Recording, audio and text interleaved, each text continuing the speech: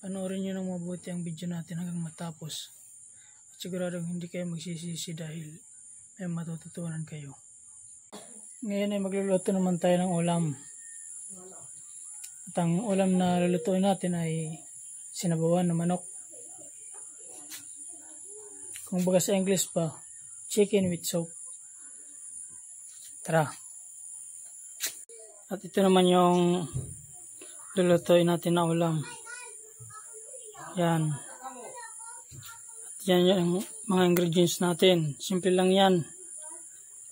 Dahil yan lang ang nakayanan natin. Ito yung manok, saka may sibuyas, may bawang, saka may sibuyas, may kamatis, magic sarap, at may black pepper tayo. At yan yung gulay natin. Kaunti lang din. Yung manok mga halaga ng 100 pesos lang yan. Tsaka yung gulay naman mga 20 pesos lang. So tara. Ikat na natin yung mga ingredients natin. Unahin natin yung bawang.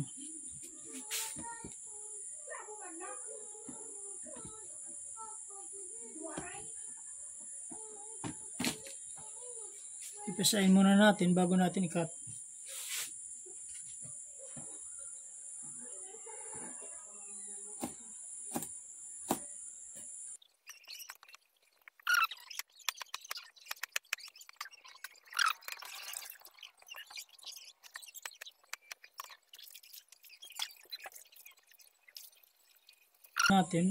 Pagkatapos natin ikat yung kamatis, nagasan natin at tinanggal natin yung mga buto.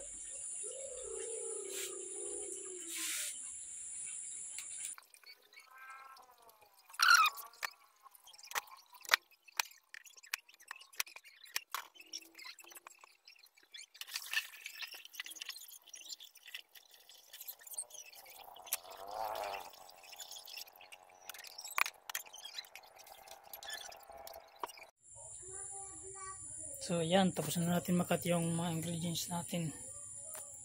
Yan o.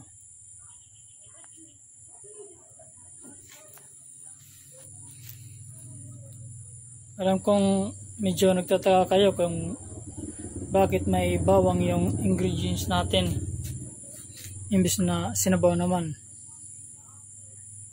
Ang gagawin kasi natin dito is gigisa muna natin yung mga ingredients pati yung manok para maging kakaibang lasa niya. Yan, linagyan natin yung kawali natin ng ng oil. Dahil gigisa natin yung ingredients natin. Ang una nating ilalagay yung bawang.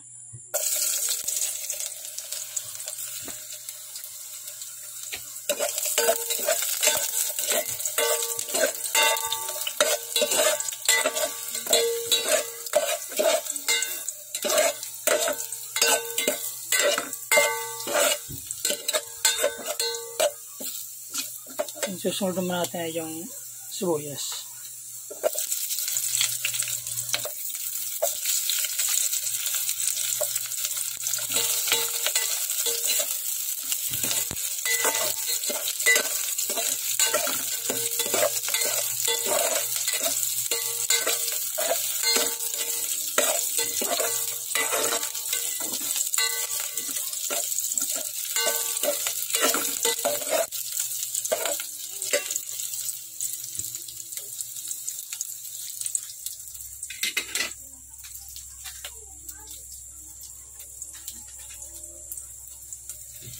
Tapos yung susunod naman natin yung manok. Yan.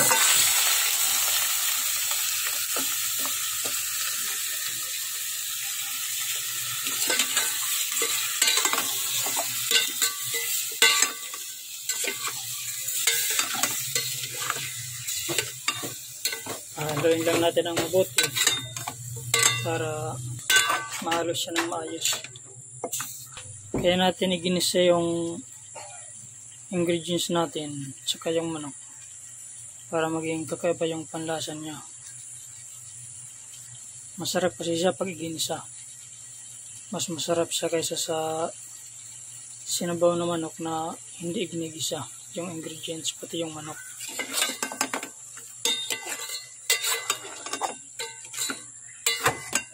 Bukod sa masarap na siya, mabango pa siya.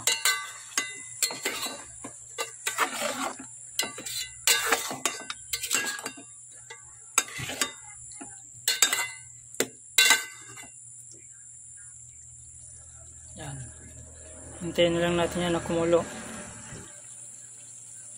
Pagkatapos, ilalagay na natin yung kamatis.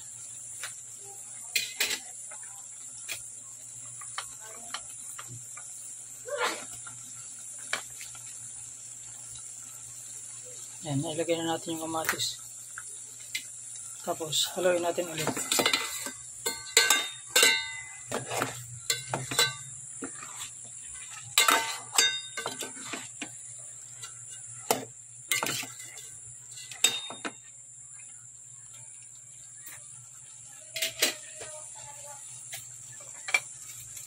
Tapos, lalagyan natin ng paminta. Yung buong paminta, buo na paminta ang lalagay natin.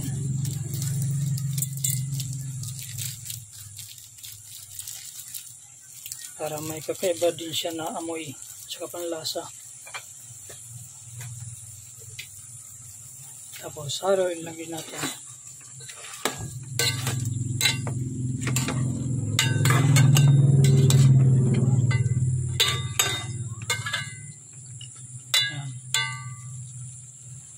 Hintayin lang natin na kumulo ulit yan. Pagkatapos, saka natin lalagyan ng tubig. Pagkatapos, lalagyan natin asin. Yan o.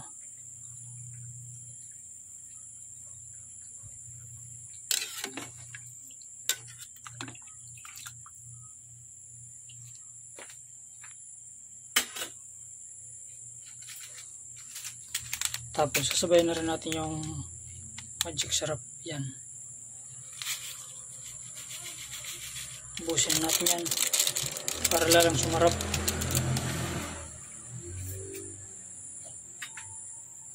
Tapos haluin lang din natin.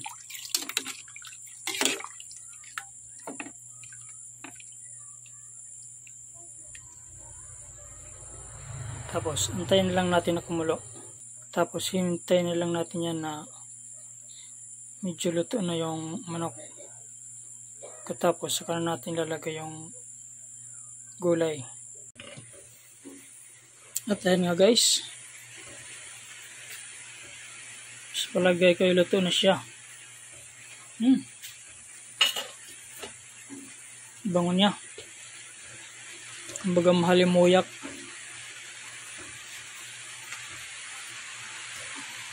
Haluin muna natin. Siyempre, ititest natin yan para malaman natin kung sakto na yung panlasa niya.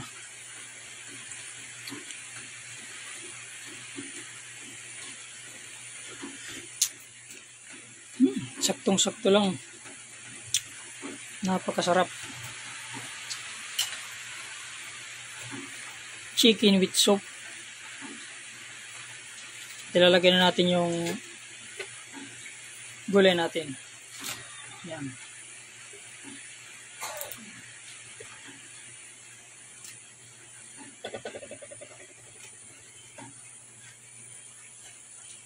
Katapos, haluin natin ulit.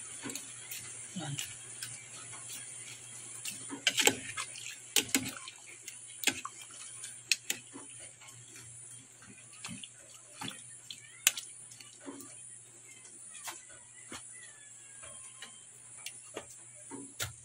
Yan, takpan lang natin ulit. Tapos, hintayin na lang natin na maluto yung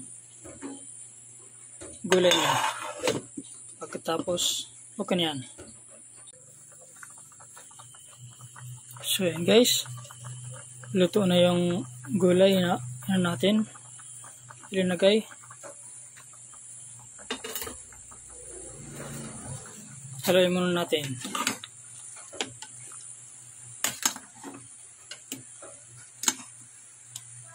Yan, tapos na yan.